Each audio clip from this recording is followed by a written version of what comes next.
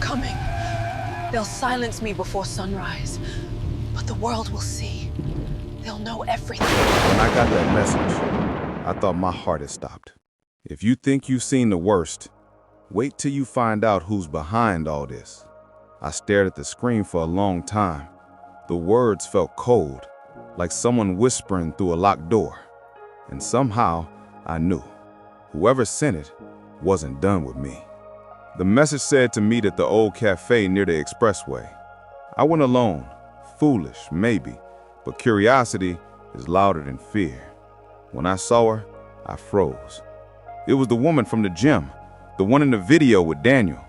But this time, she didn't look bold or seductive. She looked terrified. I said, "You sent me the message, didn't you?" She nodded quickly, looking around like someone was following her. Then she said, "Daniel wasn't working alone. Someone in your church, someone you trust, is controlling everything." My heart started racing. I asked, Who? Who are you talking about?" Before she could answer, her phone rang. She looked down at the screen, and her whole face changed. She whispered, "They found me." Before I could move, she grabbed her bag and ran out into the night. I wanted to chase her, but my body wouldn't move. Something in her eyes told me that if I followed, I might not come back. A few hours later, I got another message. It said, "The woman you met today died in an accident." Accident. That word again. It's funny how death always sounds clean when someone powerful is involved. I knew what I had to do. If Daniel was part of something dark, his secrets would be buried where he worked, not prayed. I broke into his office that night. The smell of old books and dust hit me like a memory. For a moment, I almost heard his voice, preaching, laughing, lying. Then I found it. A second phone hidden inside his drawer. It was locked, but the wallpaper made my hand shake. It was a picture of Daniel, the gym woman, and Anita. Anita, my best friend. The same woman who cried with me, prayed with me, and told me I'd get through this. What was she doing there? I didn't sleep that night. By morning, I couldn't take it anymore. I called Anita. She came, smiling nervously like nothing was wrong. I asked, "How long?" She said, "What?" I looked her in the eyes and said, "How long have you been lying to me?" Her face fell. She sat down slowly. Then she whispered. It started as a joke. "I just wanted you to see what kind of man Daniel was, but things went too far." I said, "What things?" She said, "That woman, she wasn't random. She worked for someone powerful, a bishop. He wanted Daniel's church, his influence, his money. Daniel thought he was in control, but he was just a puppet." It all made sense. The secret meetings, the new donations, the land deals. Daniel wasn't leading anyone. He was being used. But if he realized it, why did he vanish? That night, I heard the doorbell. No one was there. Just a small brown package on the ground. No name, no note. Inside, a flash drive. I plugged it into my laptop. The video opened instantly. It was Daniel. His face was bruised, his shirt torn. He was in a dark room whispering. He said, "Grace, if you're watching this, it means they found me. Don't trust anyone, not even the church." The video glitched, then froze. For a moment, I thought it was a setup, but then I saw it. Behind Daniel, in the corner of the frame, a shadow, a woman's silhouette. When the light flickered, I saw her face. It was Anita. My whole world tilted. The one person I thought I could still trust was standing behind my husband in a hostage video. I whispered, "No, it can't be." Then my phone buzzed. A new message appeared on the screen. It said, "You're next." The lights flickered. My laptop shut off. Darkness filled the room. I tried to move, but my legs wouldn't listen. Then the screen flashed for 1 second. A single image appeared. It was me, sleeping, taken from inside my own house. This isn't just about Daniel anymore. Someone's watching me, and I think they always have been. The room was silent except for the dull hum of a broken ceiling fan. Grace stood frozen, staring at the black laptop screen. Her phone still glowed in her hand, the words of the last message echoing in her mind. "You're next." A shiver ran through her. "No, this can't be happening," she whispered, her voice trembling. Then came a faint click. Somewhere down the dark hallway, a door slowly creaked open. Grace spun around. "Who's there?" No answer came, only the sound of her own heartbeat. Clutching her phone for light, she stepped toward the hallway. Her slippers scraped against the tiled floor as she approached her bedroom door, which stood slightly ajar. Pushing it open, she found the room untouched, except for her Bible, lying open on the bed at the Book of Job. A note rested on top. In neat handwriting it read, "Even the faithful can be bought." Her breath caught in her throat. Panic seized her. She bolted from the room, grabbing her car keys with shaking hands. Rain pounded against the windshield as Grace sped through the city streets, wipers swishing violently. She dialed Anita's number, her fingers trembling. The call rang once, twice, then a calm, low voice answered. "You shouldn't have watched that video, Grace," Anita said. Her eyes widened. "Anita? Where's Daniel? What did you do to him?" A pause. Then, "He chose the wrong side. You did too." And just like that, the line went dead. Grace slammed the steering wheel, tears blurring the rain-soaked road. Later, Grace found herself back in Daniel's office, breaking in once more. She rifled through drawers, scattering papers, flipping through books. Then she found a black folder labeled Project Eden. Inside were photographs, Daniel, the bishop, and other church leaders exchanging envelopes. Beneath them, bank receipts, coded messages, and a list titled Beneficiaries. At the top of that list, Anita Okafor. She shook her head. "Anita, why?" Taped to the back of the folder was a flash drive. She plugged it into the desktop. The video that played made her stomach twist. Surveillance footage of the church basement showed Daniel arguing with the bishop. "You promised obedience, Daniel. We made you who you are," the bishop said. "You turned me into a liar. I'm done," Daniel shot back. "No one leaves the network alive," the bishop warned. A gunshot rang out. Daniel fell. The camera shook and the footage cut. Grace collapsed to the floor screaming, "No! Daniel, no!" By morning, police cars swarmed the church. News headlines screamed, "Pastor missing. Church funds linked to a secret society." Members gathered outside, praying and crying. Grace watched from her car, hidden in the shadows. She saw Anita step out of a black SUV, dark glasses hiding her eyes, hugging the bishop with a flawless smile as photographers snapped pictures. Grace whispered bitterly, "You betrayed us all." Days later, Grace hid in a dim motel room, off social media and subsisting on untouched food. She replayed Daniel's final video repeatedly.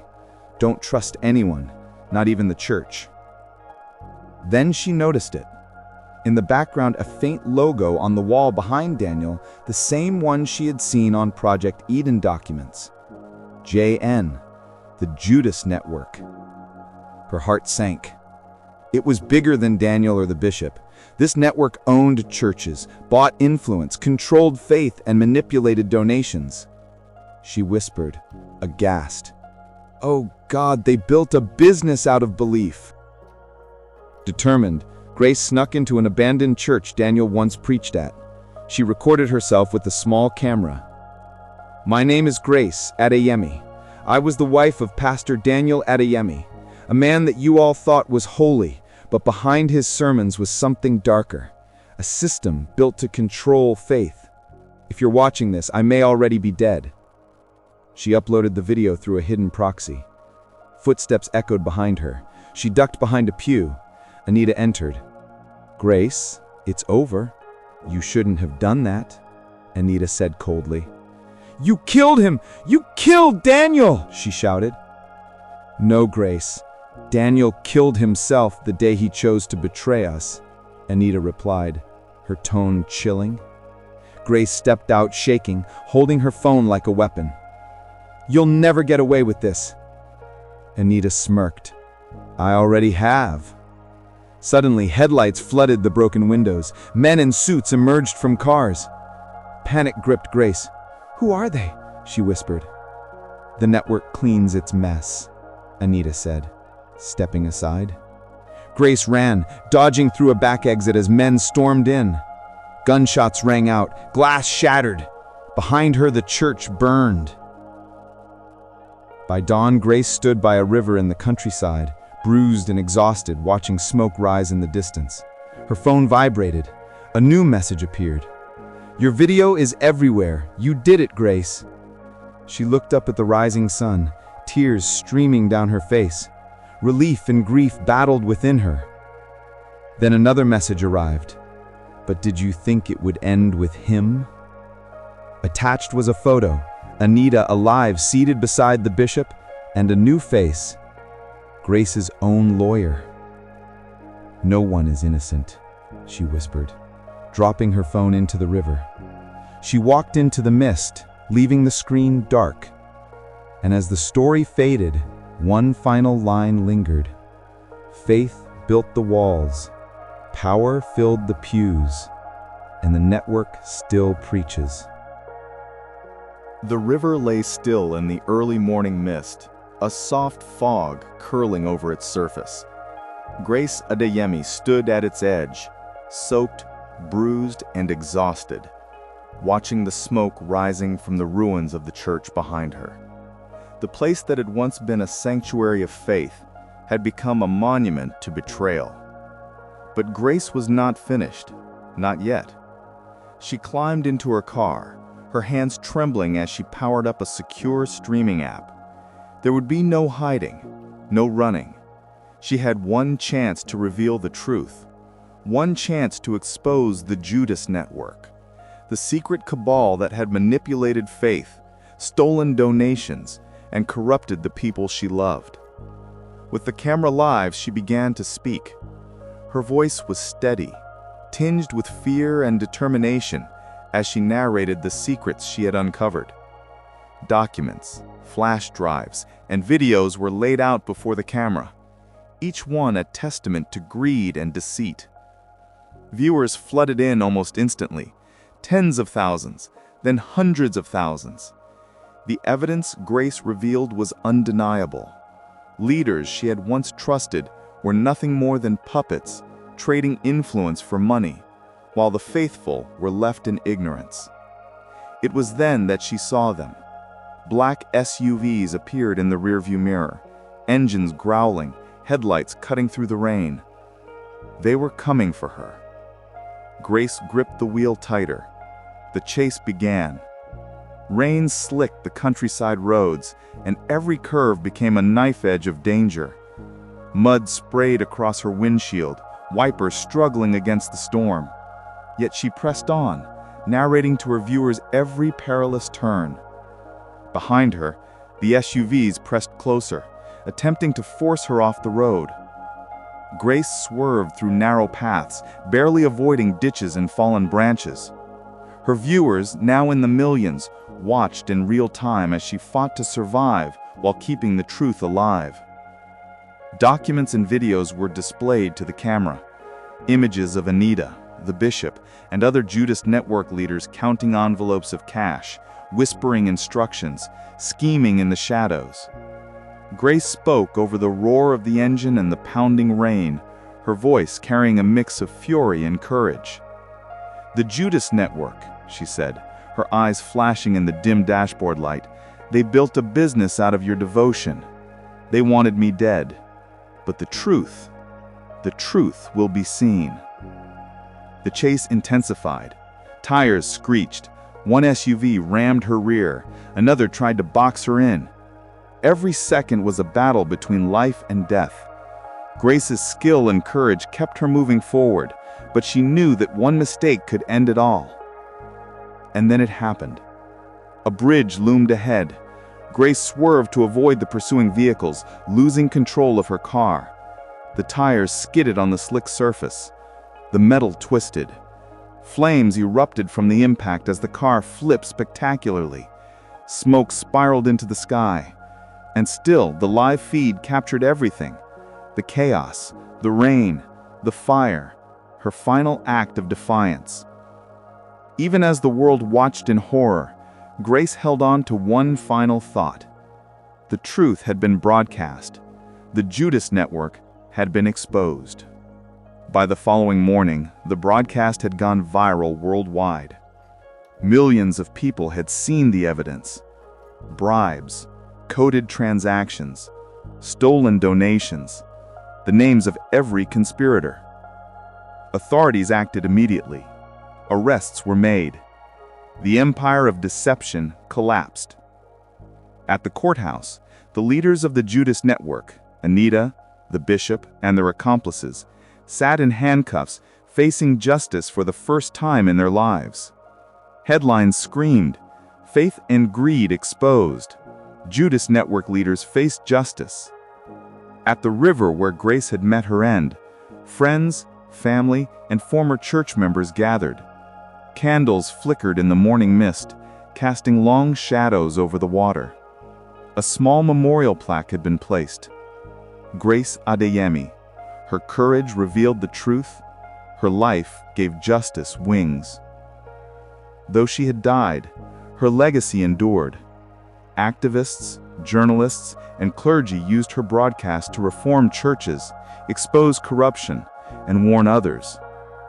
Her sacrifice had been dramatic, dangerous, and tragic. But it had worked. The world knew the truth because of her. The mist lifted as the sun rose over the river, bathing the scene in golden light. Grace's figure was gone, but the memory of her bravery, her defiance, and her unwavering commitment to truth lingered. She had given her life, yes, but in doing so, she had ensured that the lies of the Judas Network could never hide again.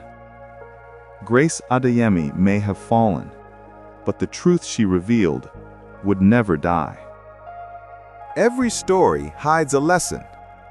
What did you learn from this one? Share your thoughts in the comments.